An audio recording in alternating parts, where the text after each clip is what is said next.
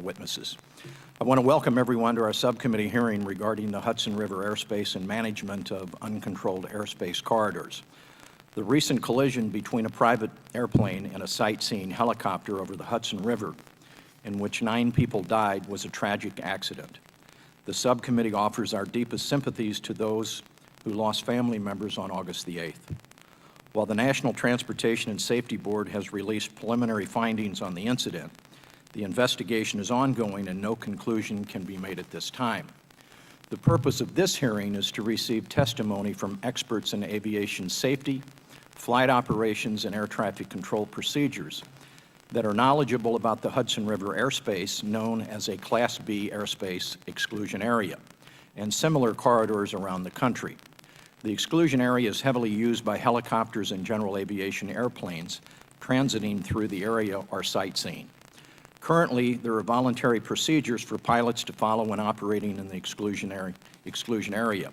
And since 1971, millions of aircraft have flown in the Hudson River exclusion area without a collision occurring. However, there has been many near misses reported.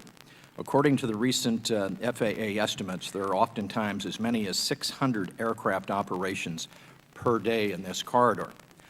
I commend the NTSB and the FAA for undertaking an immediate safety review of the procedures governing this airspace, including ATC handoff procedures. Similar corridors throughout the national airspace system warrant a review as well. On August 27th, the NTSB issued 5 independent recommendations to the FAA to improve the safety of the airspace. I look forward to hearing from the NTSB Chairman, Deborah Hirschman, on these recommendations. I also commend FAA Chief Operating Officer Hank Krakowski for convening the New York Visual Flight Rules Airspace Task Force quickly after the accident to examine procedures for aircraft operations and identify ways to enhance safety in the Hudson River exclusion area. Shortly after the meeting, the task force issued 8 recommendations to the FAA pertaining to airspace realignment.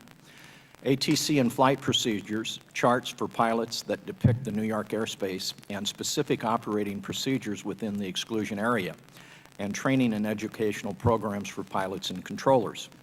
One of the recommendations mandates that pilots follow standard operating practices, which are currently voluntary within the Hudson River Class B exclusion area.